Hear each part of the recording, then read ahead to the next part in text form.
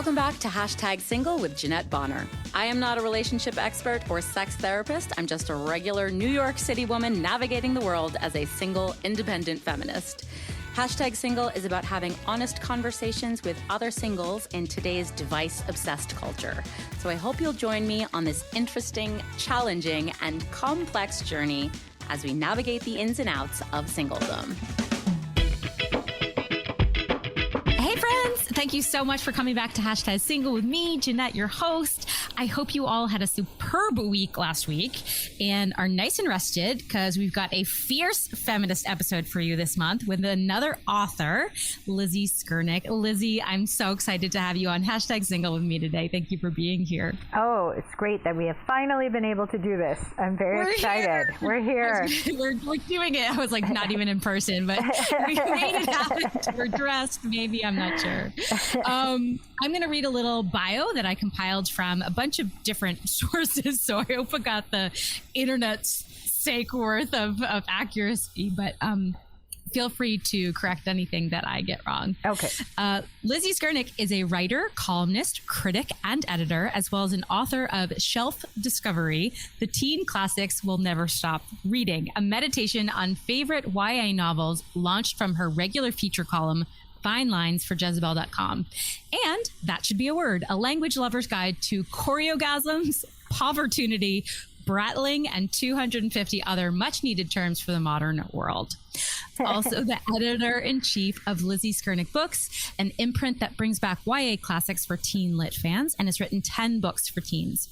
Her wordsmithing has been featured in Entertainment Weekly, Slate, Atlantic Monthly, on NPR's Weekend Edition, and more. She is a frequent contributor to the New York Times, NPR, Elle, Jezebel, and many other publications. And she currently teaches at NYU and lives in Jersey City, New Jersey. That is all, yes. How's that? All, Anything you want to add? it was all good, all correct. I'm like, how much more can there be? What's that? I was saying anything that was wrong, I'm just going to use that from now on. Great, I'm fantastic. I like that. Yes, and. Yeah. So obviously having you on here today is a small bit of a departure for Hashtag Single. This podcast is focusing mainly around singleness and independence, but it's also about female empowerment in the modern world. And you recently published a new book called Pretty Bitches. And actually, I want to read the full title here because that will truly explain why you're here with us. Pretty Bitches, on being called crazy, angry, bossy, frumpy, feisty, and all the other words that are used to undermine women. First of all, I am in love with this book, and I want to tell you how it came into my life, if I may. Yes, I would love to hear it. Obviously, like there's a ton of intersection with what we talk about on the podcast, some common themes and the essays of this book. So while we're not necessarily covering singleness, I do think that the themes that your female authors cover in your book are themes that we find ourselves talking about. So my friend Kat lives in Jersey City, and she just happened to be on Facebook in that Buy Nothing Facebook group and saw that you were giving away copies of your book. And she was like, oh my gosh, this sounds exactly like something Jeanette would love. And she immediately kind of responded and was like, yes, we would like some books. So she went over and she got one for herself and for me and gave it to me as like a little holiday gift. I went over to her place for New Year's Eve. So it's just totally random. That's local awesome. Community connection. That is how your book came into my life. Oh, that's amazing. I had no idea it had such a fun story. Yes, I love Buy Nothing. I am always there either giving or getting. And I'm so excited that that's how you got the book. Is that funny? But how great I love that. I mean, yeah, I see people giving away like old pairs of shoes and like Tupperware they don't need.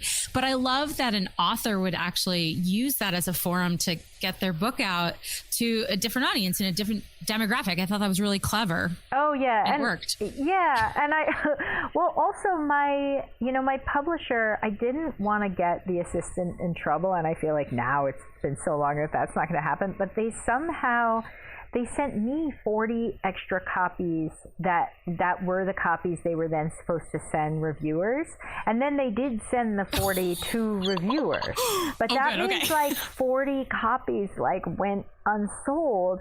But That's then, bad. which is whatever. And then it's like books don't sell anyway. And then I was going to give them to Word And then somebody, one of my friends, suggested doing it on that, and I actually didn't think anyone would be interested. Like, I was sort of like, oh, I'll put them there, and then I'll give the rest to Word. And actually, people took so many, and somebody had already taken like 30. So it was actually great to see that the book was interesting to people. I was like, it's so sad that it came out like the day COVID launched. So we'll never know what would have happened to it in a non-COVID world. But definitely it was thrilling. I mean, some people might not know how these buy nothing sites work, but people put in the comments, you know, I love it, I'd love to be considered, and like there were 1 billion comments right away. Oh my god!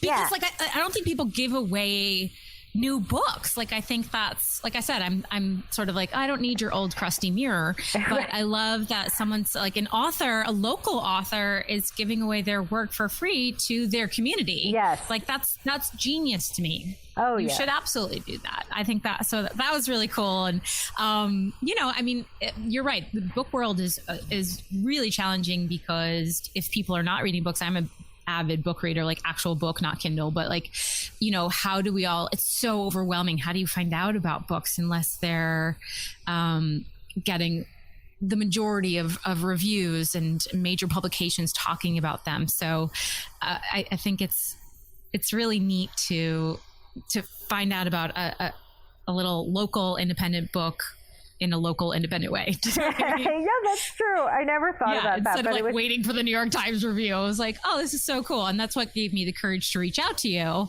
You know, if I'd picked up your book at a major outlet, if I picked it up at Barnes & Noble, I think I would have been a little like, oh my God, she's never going to answer my email. Like, I'm going to get stuck in publicist world and they're going to be like, who are you?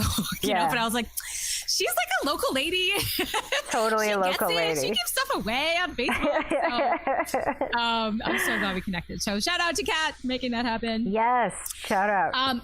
So before we dive into the book, let's start at the top, because I just love to know more about you and your work and what drives you. And it seems like your writing career more or less started from a, dare I say, obsession with YA fiction. Is that true? Well, it's true. It's weird.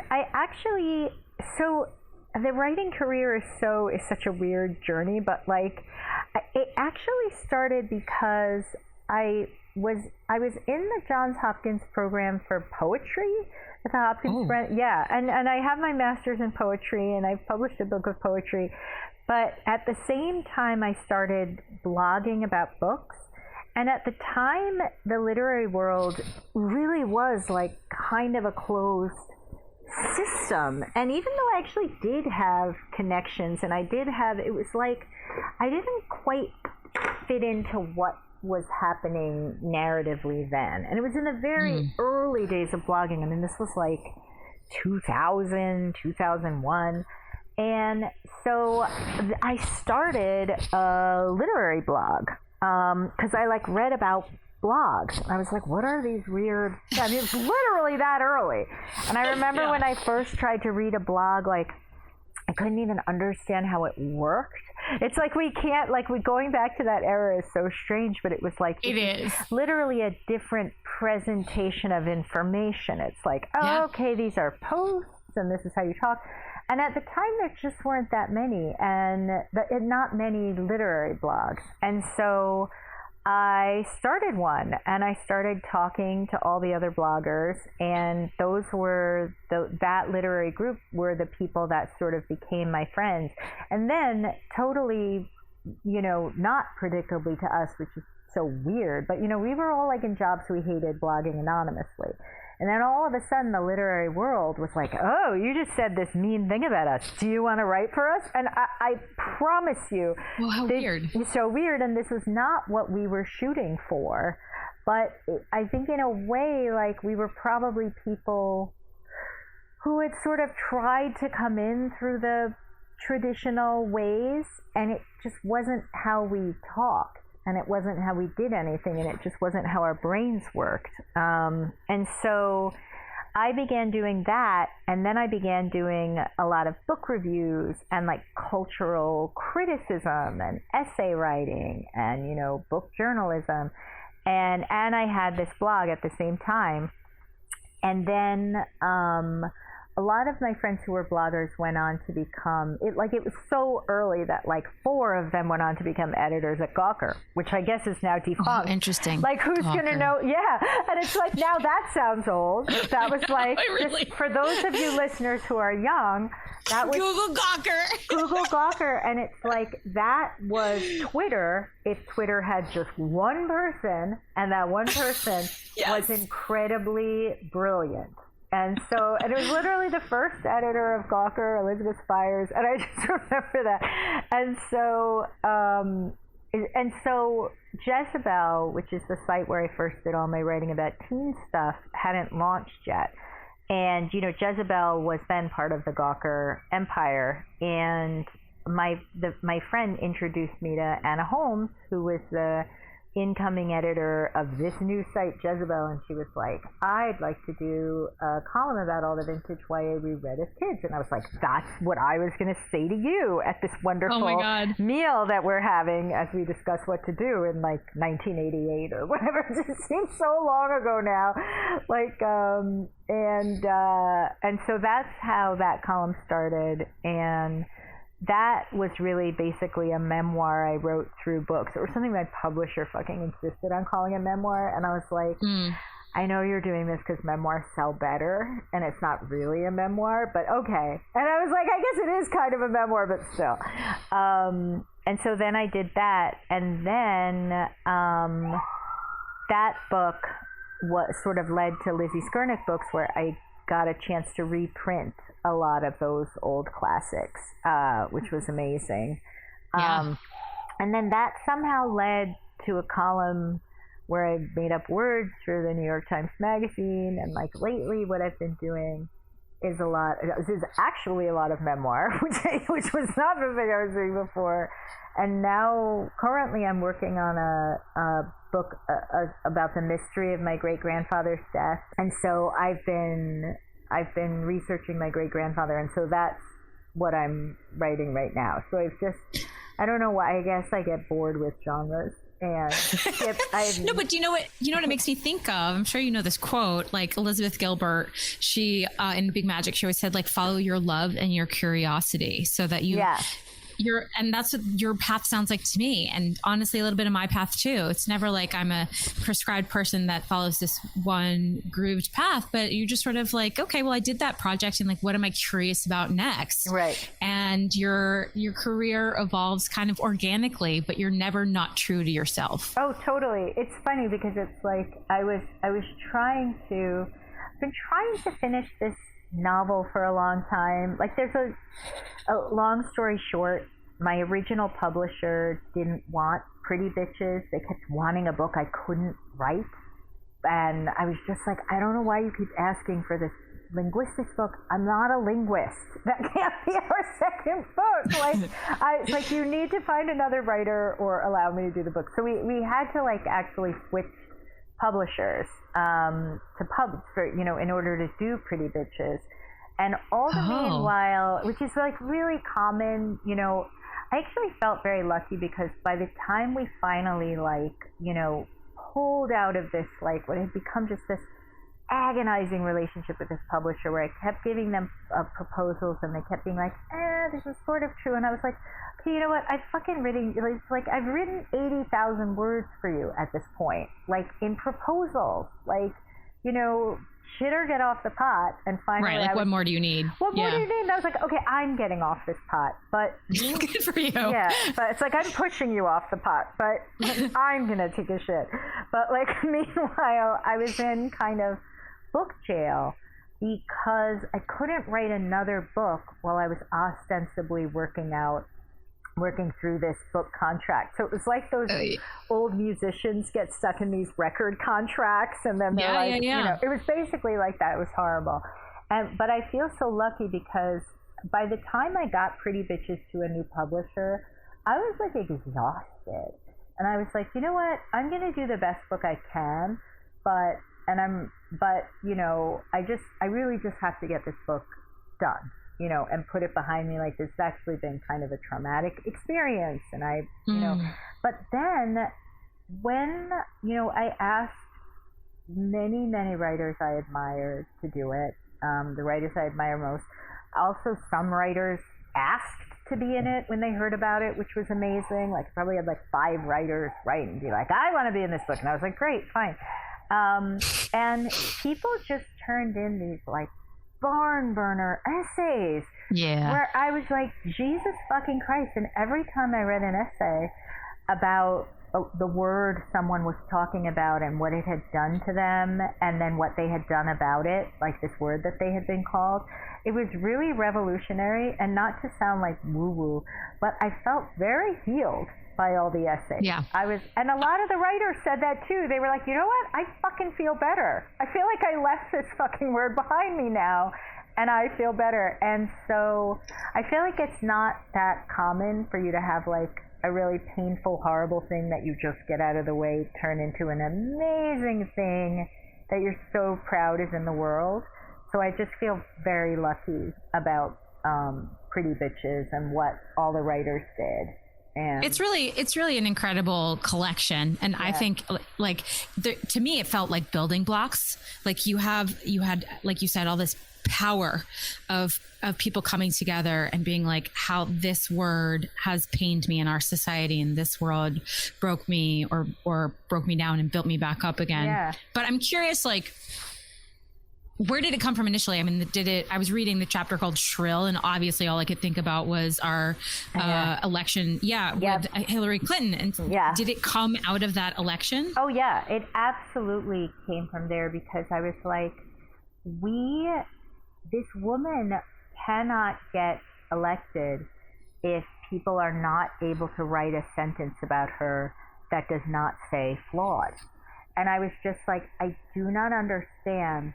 Because obviously every candidate is flawed in manifold ways. You know what I mean? Like, I actually think Hillary is a huge Hillary fan, is so much less flawed than most of the candidates. I was like, I was always like, let's talk about Bernie's flaws. I can go on about those for a good, couple of days if you want to hear some of those flaws. But like, I was like, we are actually collectively having a problem right now, because this word will affect what people are able to do. Like, there are those of us that like Hillary and understand her in the world, but if you say, it's just like propaganda. You say someone's flawed enough, and if you're the New York Times, and you say it 187 times, and then the people on the right are saying, lock her up, and then, which is also what happens, that somehow women, because of this flawed thing, are so silent from openly voicing our support.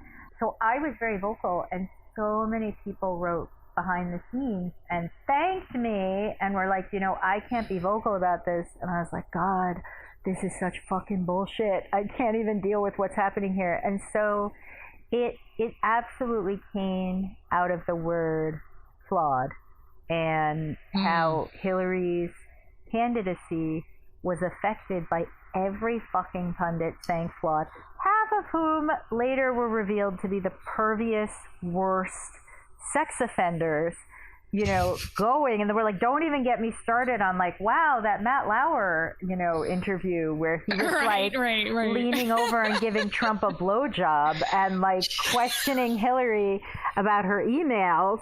As if he didn't fucking know better. You know what I mean? It's infuriating. Yeah, it's like, you know better, you dickhead. You have your own story. I love that, like, this, I think it inspired a lot of women to gain clarity about the way that we view public figures. We're still talking about it when Kamala Harris had to get up and speak in her tone, and I'm speaking. But you have your own story, which you share in the preface, the one about being called a yappy bitch. Would you share that with people who are unfamiliar with that story? Yes, this was so funny. It actually wasn't funny at the time, but no, of course not. It was horrifying. It is horrifying. I mean, by the way, like, so we were sitting in a park, and it was me, my good friend who is white and whose child is biracial, half black and white, and my child, I'm half black and white, and my child is also his sperm donor dad is Colombian and Mexican. My child actually looks blonde and white. Wow. So, and Jersey City is really filled with kids like that. Like, it's very confusing. It's not confusing, it's good, but you're just like, you really don't want to assume whose parent belongs to whose kid. You'd just be wrong every single time. So, and I grew up in that situation because I came out looking very, very white. And when I was younger, actually, one time I was sitting in my mother's lap and a woman leaned over and said, "Where is your mommy?" And I looked at her like she's a fucking idiot, which she was. And I said, "Right here." But, it was very painful to my mother, I think, how different that particular thing, which happened all the time, because you don't want people constantly telling you your child is not your child. Mm-hmm. And so we were talking about skin color because the dad actually started this conversation. He was white and his daughter is white. And he started saying, like, I don't put my daughter's race because, if you put their race, like, that's what causes racism. And I was like, yeah, that's not what causes racism. Racism, and that doesn't do anything. There's a white guy who didn't put the race.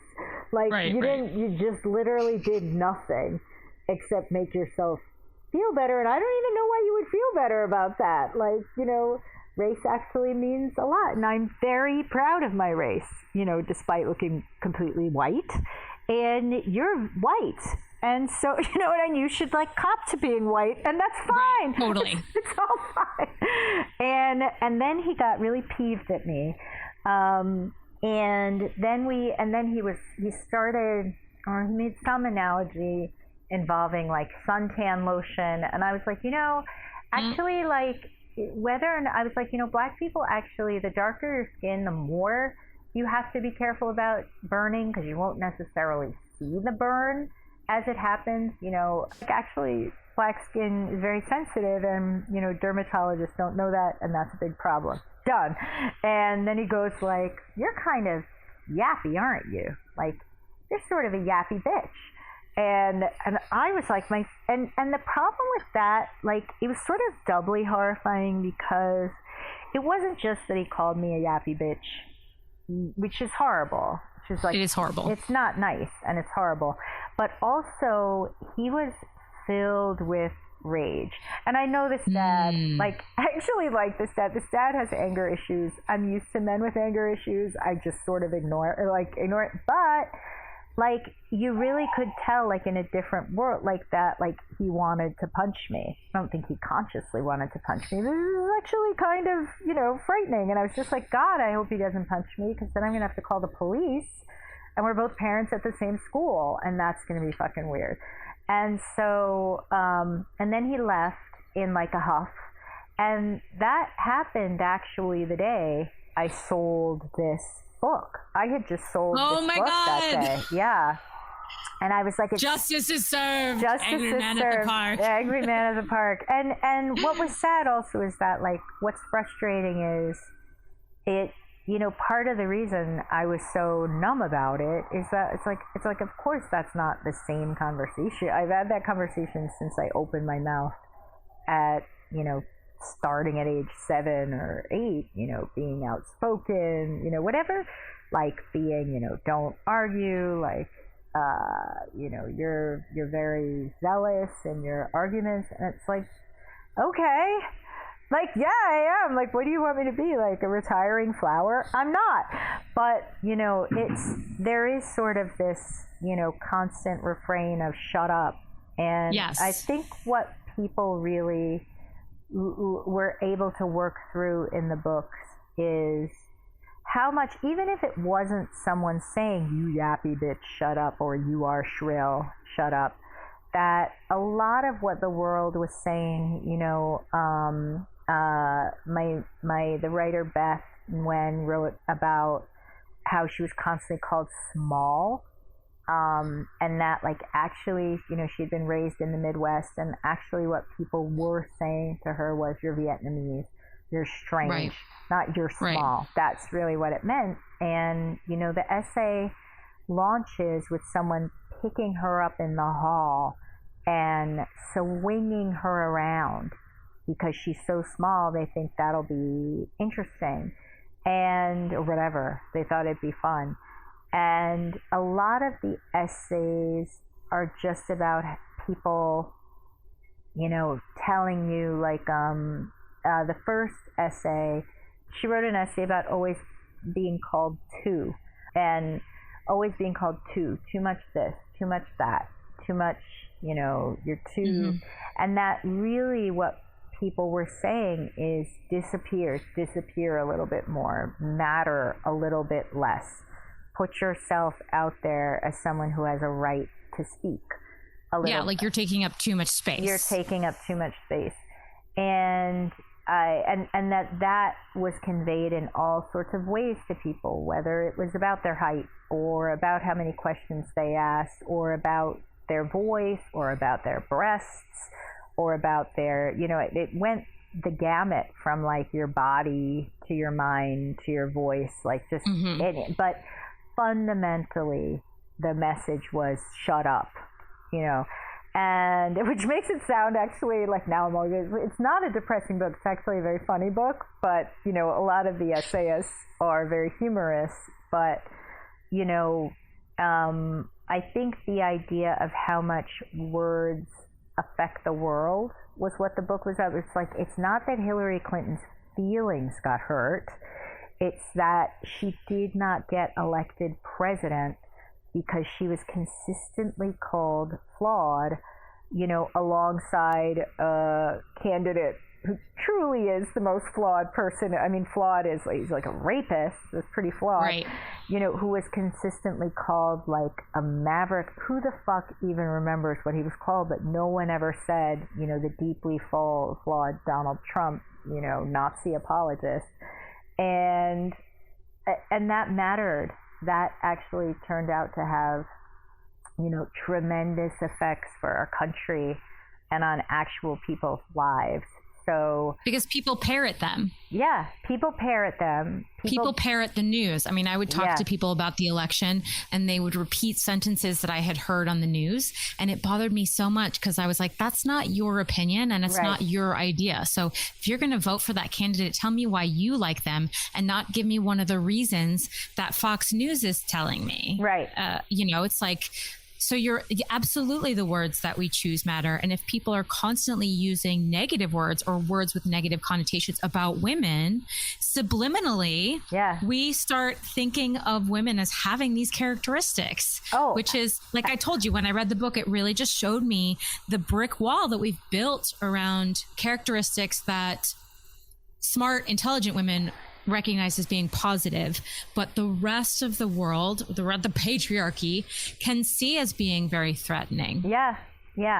And, and it's funny, like, what was interesting, I actually, the person who read, I'm sure lots of people brought it to their book clubs, but I was fascinated by my cousin, who's much older and actually a Trump supporter.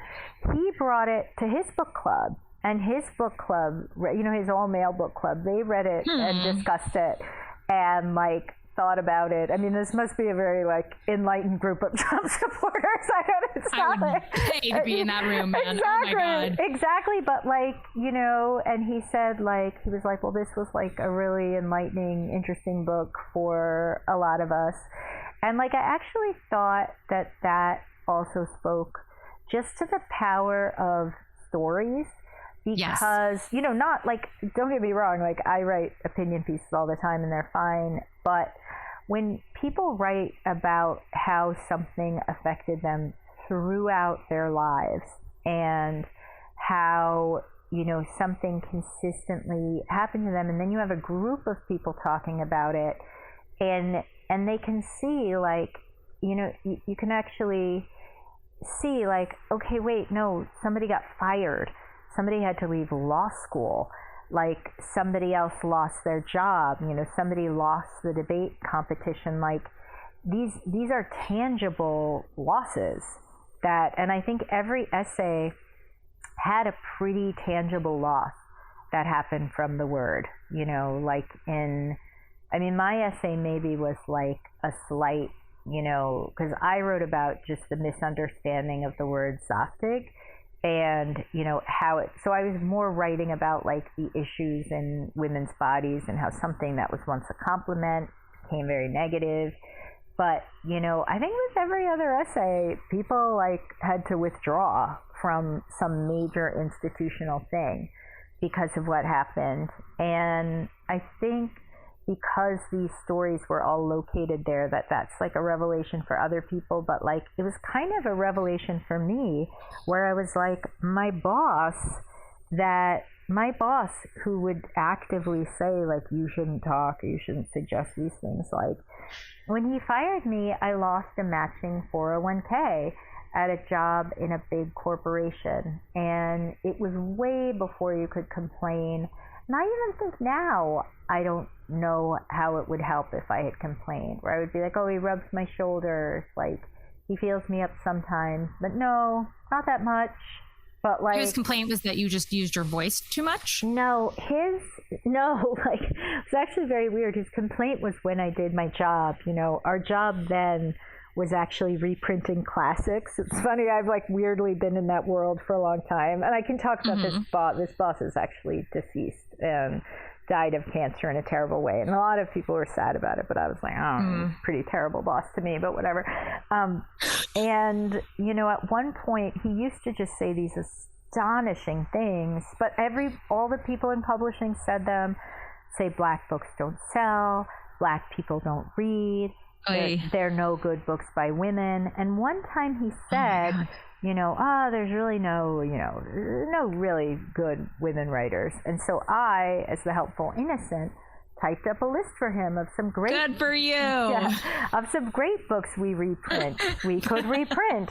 Like, truly believing, like, that he might be fucking interested in, reprinting a lot of these great books that were out of print and that I think would have sold for the Book of the Month Club.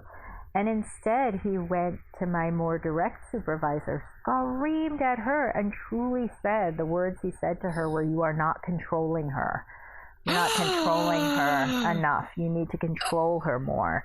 And, oh my God, Lizzie! Yeah, and so for doing my job, it's not like I stood up and said, like, "You're making me uncomfortable." Which you should have. Which I should have, but my God. That's not what I did. I got yelled at for doing my job, not for saying, "Get your hands off my shoulders." Because you challenged him, and it's the same story with the guy in the park. Yes.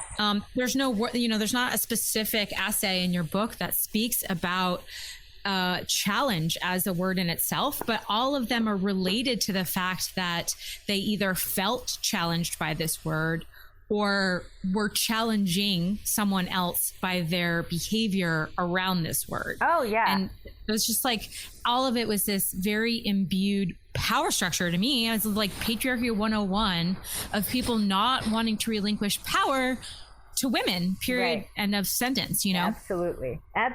And also sort of gaslighting you about it. Yeah, totally. And in a way, it was actually very lucky for me. I mean, I don't think my boss knew this at the time, but who the fuck gives a shit? But, my mother was Black and an English professor and had a PhD in English from Columbia. And so when he said things like Black people don't really read and Black people don't write good books, it's not even like, I didn't even feel like, you're wrong. I felt like, oh, like, you poor guy, like, you don't know about all these great books. Like, share them with you. And so, I think like what I hoped, or what I liked about Pretty Bitches is that it provided a lot of those stories that, like, you don't get to tell. Like, what's sad is a lot of the stories, I'm more of a bridge burner than some other people, but like, a lot of the stories we got to tell were because we had left those jobs or left those men or left those fields. So it was like, listen, this is a safe story to tell because I'm never going to fucking work for Time Warner again.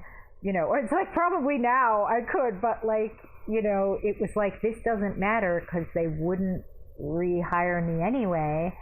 And I don't care about this man because whatever currency I had in that field as doing this was lost. It was lost. And like, in a way, that's what's sort of ironic, but a good irony about coming back in as like a literary blogger, because after all those years of working publicly and being silent, you know, it was like, oh yeah, I'm just gonna fucking, all of us were like, we're just gonna say what we want to say. And I guess maybe, I mean, I don't know, you can be cynical about it. I want to say that it was because the publishing industry was willing to hear. What it was that the blog got a lot of traffic, and they wanted to like get in on that. Of course. You know, but there was finally a way in which, like the internet, obviously what we know now is it is certainly not a democracy, is not necessarily helpful in allowing people to speak, but also many times and in many ways it actually really is. And so I think part of the reason I could publish this book is because of me too. You know, I think finally after Hillary and after these hashtags that release these torrents of stories, you know, and this was after Larry Nassar. It was just after these like massive revelations of mass silencing. And I think people were ready to hear things in a way they hadn't been before. I just want to honor the fact that the book is unique, even though you have your own highly justified opinions of certain words. You instead asked 27 different women of unique races, backgrounds, sexual orientations, educations to weigh in. I think that's what gives the book its power, is because it's not single-minded and it's coming from, it's women's experiences across the board of those diversifications. I'm just curious, like, from your own essay, you have Zapdig, but if there was one word that someone else wrote about that really resonated with you.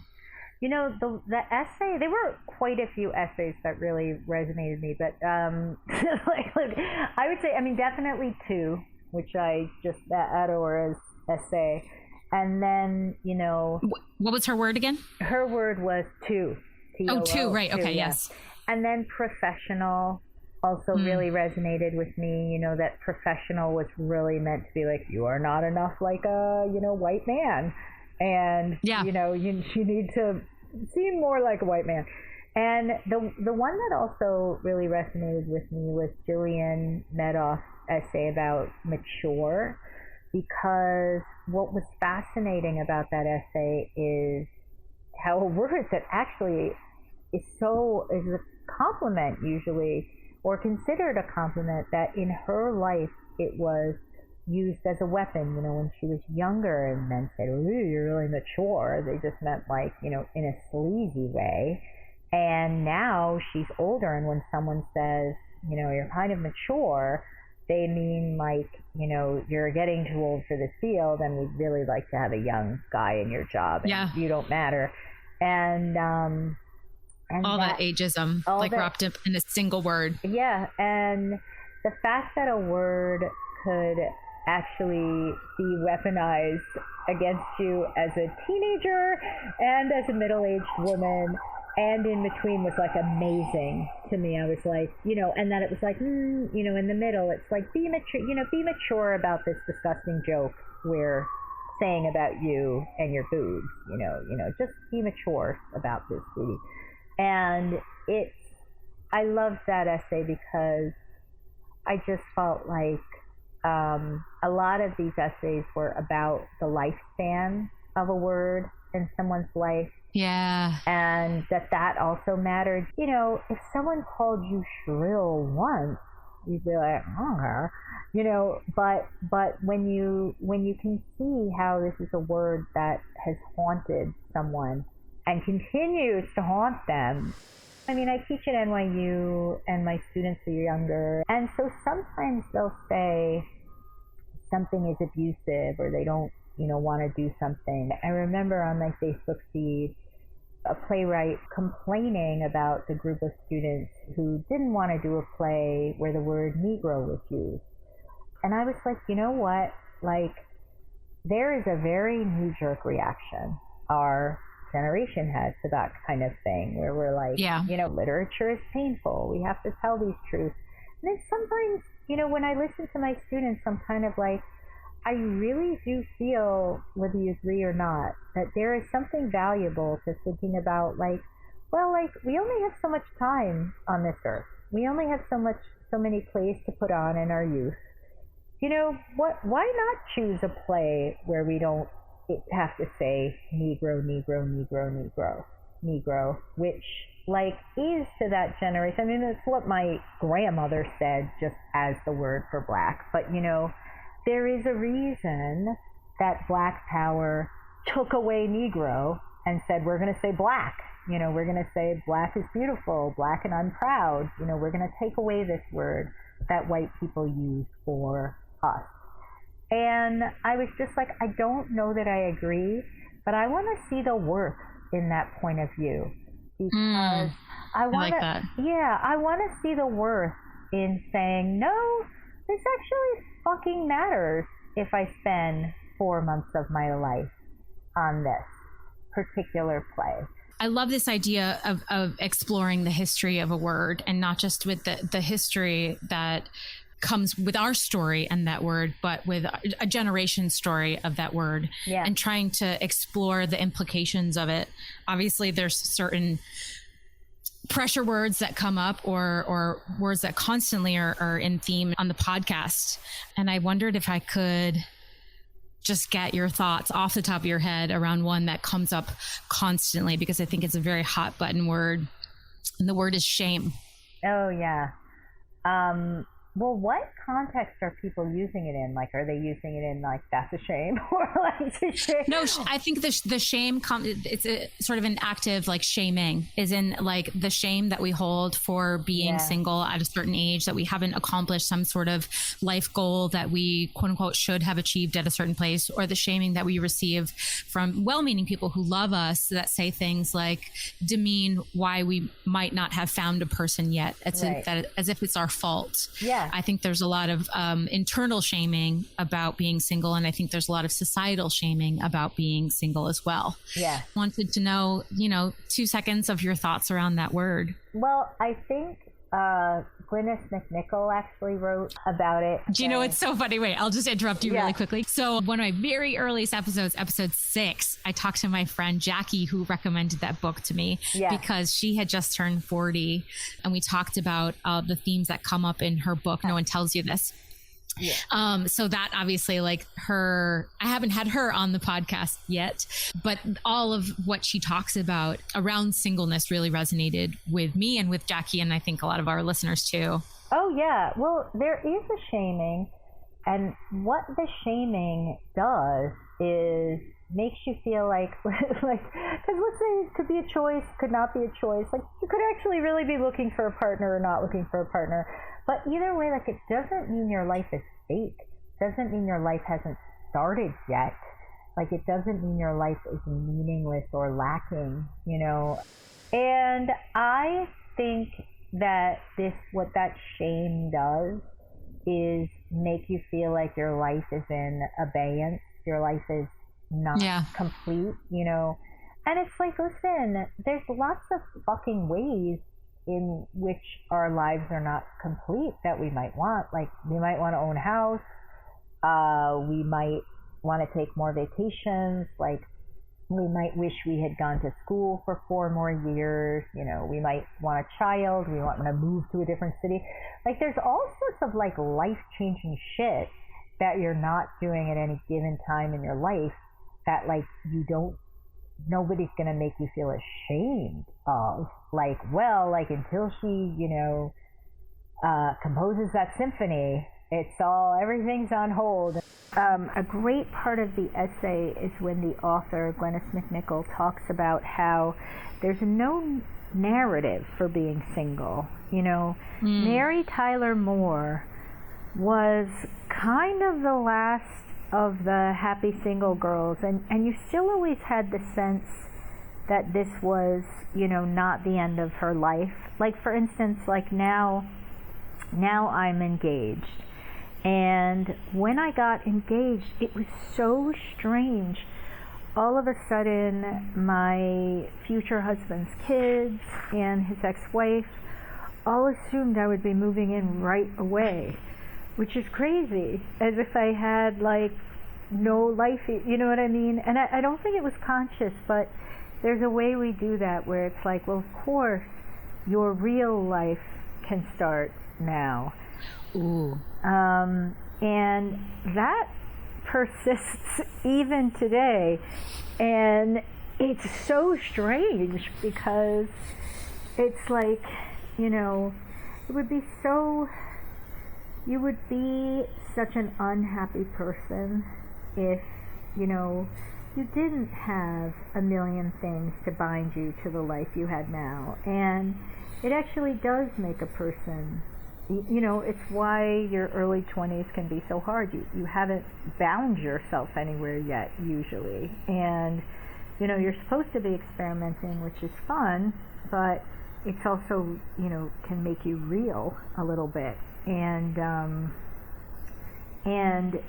so I think that's where the shame comes from. I mean, I don't think it's like a conspiracy, but the idea is to keep you from feeling that you can have a fulfilling life while you're not partnered. And so I wonder if the shame on some level isn't really about being single. It's about, it's like the shame functions to keep you from building up powerful bonds where you are right now and maybe accomplishing things now that you want to accomplish. So it's like, you know, it's like the culture shames you because that keeps you powerless. Yeah, to keep people small. Yeah. That's a really, really intense idea.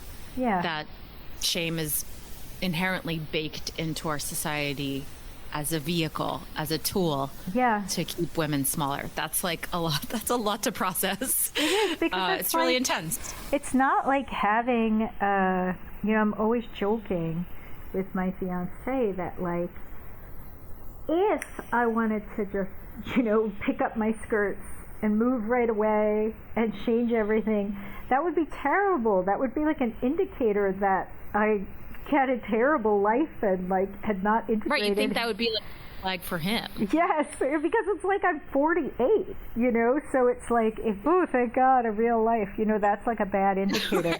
But, and by the way, I think they do this to men too, you know, that like, I remember when I was younger and there was a little while, like different dating sites had different vibes, and I remember J-Date. It was a lot of men who really, really wanted to marry. You know what I mean? Like they were looking for a wife right away. And I was like, you know, all of these men, they really just want somebody on the weekend to like tell them what to do and to be like, you know, use this, like we're putting up this. Like, that's, I don't know. I'm like, that's horrifying to hear. They true. need a replacement mother is what it sounds like you're saying. Kind of, you know, just, and, you know, because having to tell yourself what to do is kind of terrifying. I mean, for me, it's not terrifying, but I think for a lot of people, it's like, it's actually something you have to practice. It doesn't come, filling your time is not like a natural thing. You have to really figure out what you like to do. But I remember once, I guess I was moving, I think I was moving from Baltimore back to Jersey City, and I was selling all of my furniture. And at the time, what the hell did shabby chic was very big.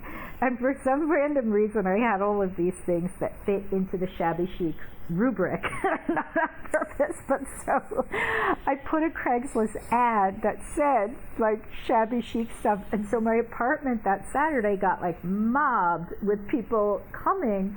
But what was hilarious to me is it was all women with their husbands kind of in tow to like carry the stuff. And the husband seemed like, you know, it was sort of like, okay, I guess this is what being a husband. What else would I be doing this What weekend? else would I be doing? Or sort of like, this is my job, you know, like, and there was something sort of sweet about it.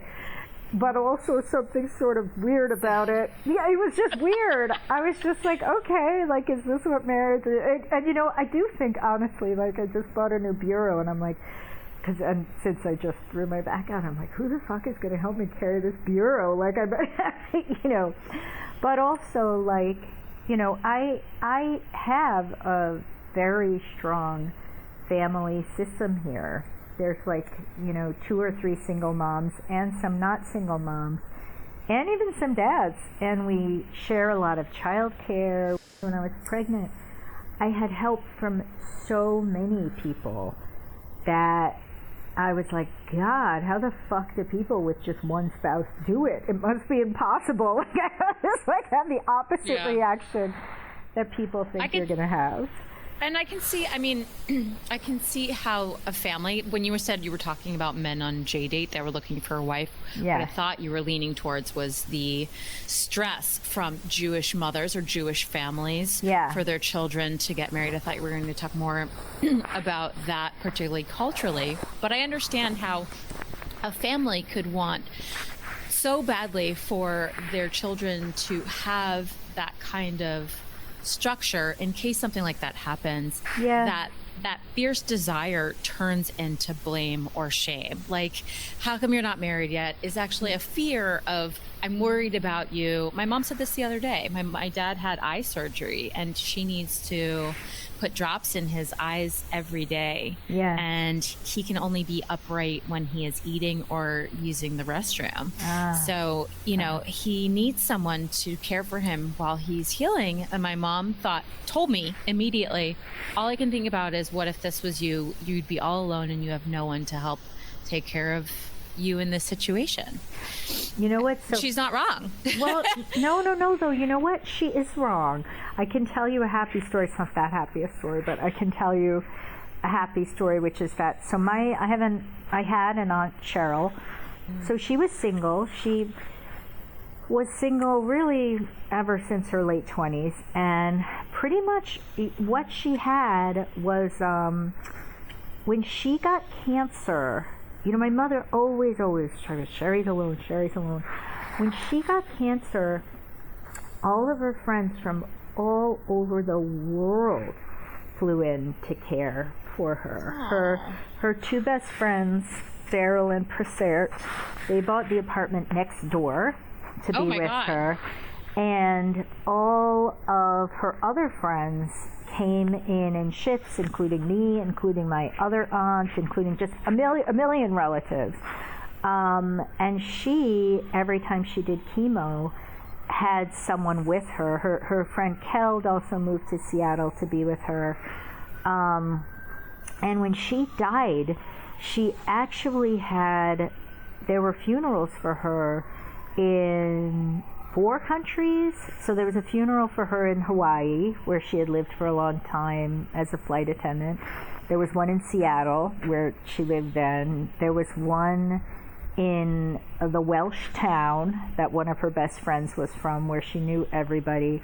And there was one in Australia, where she had many friends.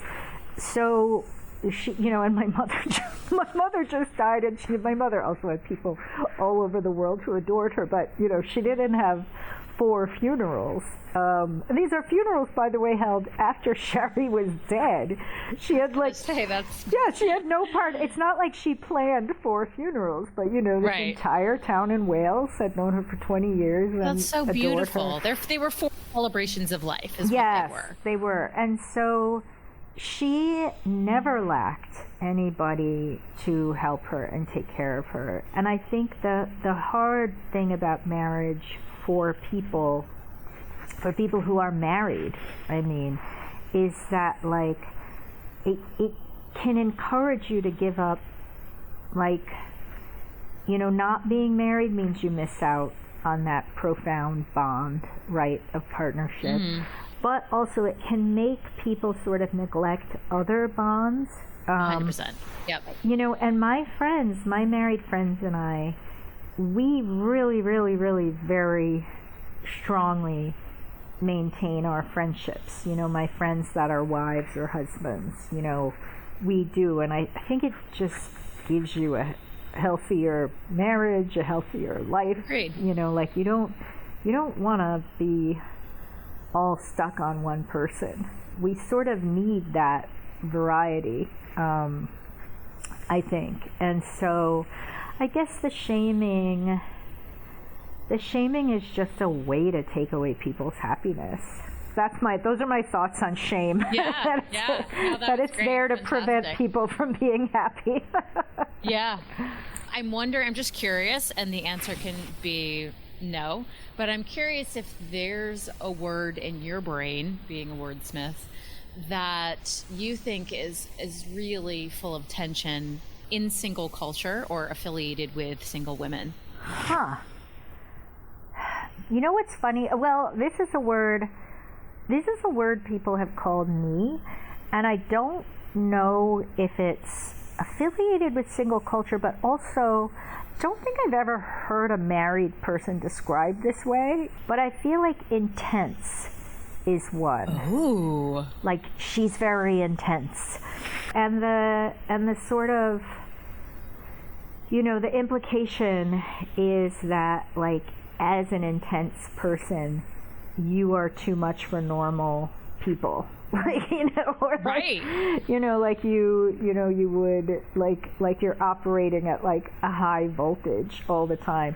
And it's weird, like I'm just trying to think. I'm not saying people don't describe men as intense. They may well, maybe when they're sort of younger, but you don't usually, you know, so I would say like intense, and I think that would kind of fit in the constellation of ways you can say women are too much, like, you know, like too loud, too enthusiastic. Like a lot to process. A lot to process, like more than, you know, and sort of in an unpleasant way, like sort of somebody who couldn't just hang out on the couch and watch Netflix. It's just literally. Well, and I'm thinking back to the times when I have used that word, and I think it's an interesting investigation, and I want to pay attention to when I use it going forward. But I think you're right. I think I only use the word intense when I'm dealing with a very,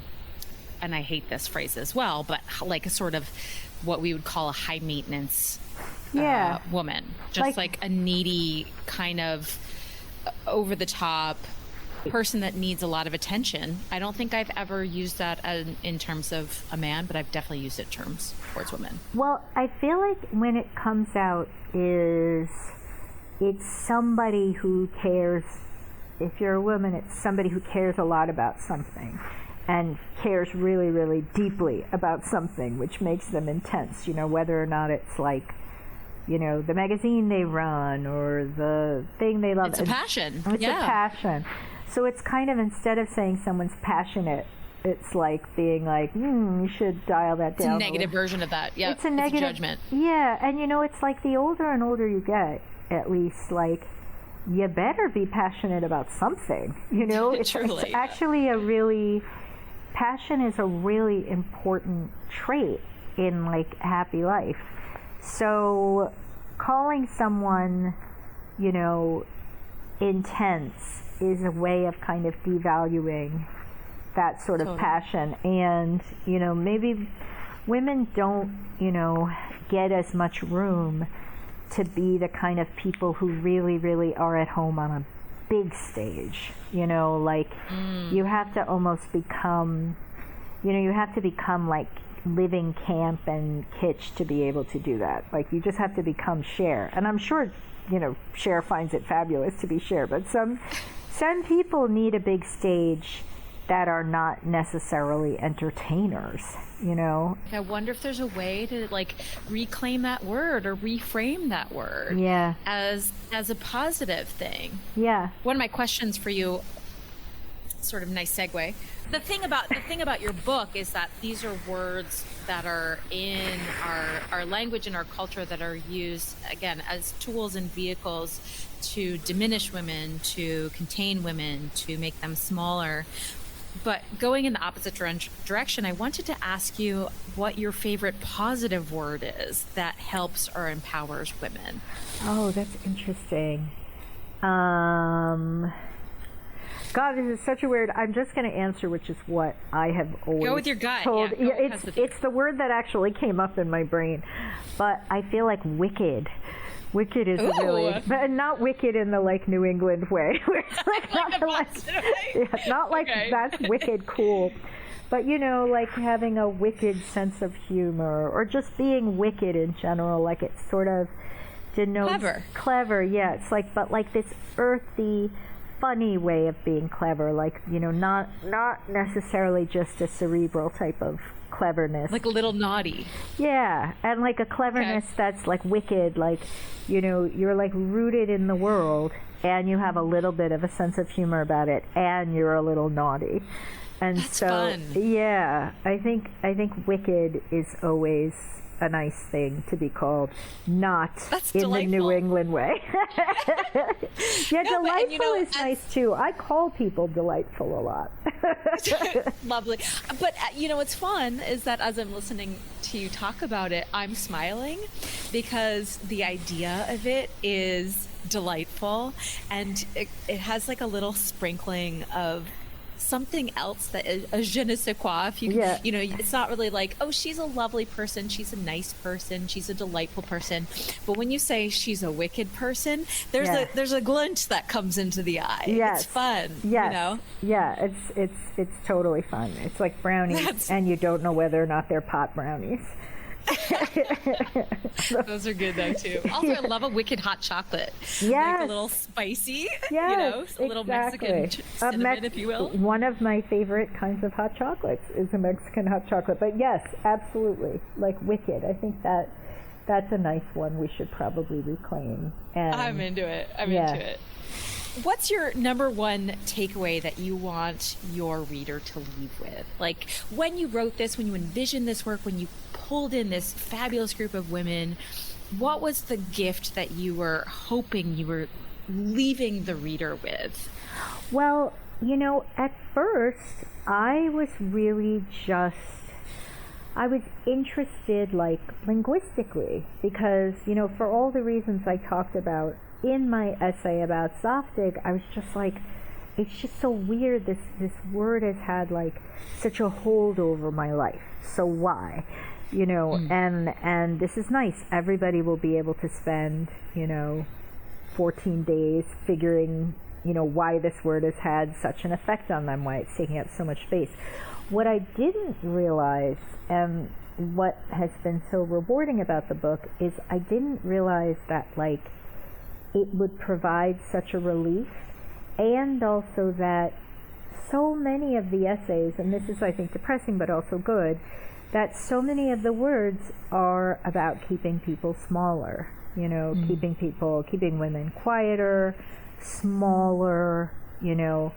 And once you kind of get that, you're like, great, well, fuck you. And then you just don't have to do it anymore. And so I think that was like the gift of the book for me, of seeing that is this like worldwide, you know, effort by women and by men, you know, to make women sort of shut up and sit down. And it was nice to see that it was also just happening, you know, in sentences, and that you could look at those sentences and you could say, oh, like, this is somebody that's going to fuck me over, and this is wrong, and I don't have to listen to it. I don't have to entertain it at all. Like, if someone calls me loud, I mean, whatever, I am actually kind of loud, but if someone calls me loud, you know, that's actually just an indicator that they would feel more comfortable if they had the upper hand in the relationship. And so once you know that, you're sort of like, well, yeah, fuck you then. That's not how I'm more comfortable. And, you know, I found that about the book. I just found it very freeing. And I found it freeing to realize, and I think maybe we all did, how much space some of these things were taking up in our brains. Like, you know, that I wasn't alone in that, and having felt really shamed by a word, or restricted by a word, or, you know, having a word make me feel bad for like a week, you know, that those were things that was something that we shared. And, that then also, I think, made me feel less alone. And, loneliness, maybe that's also something to take away from it. Like, being alone, not realizing people share your life, is something single women get shamed for all the time.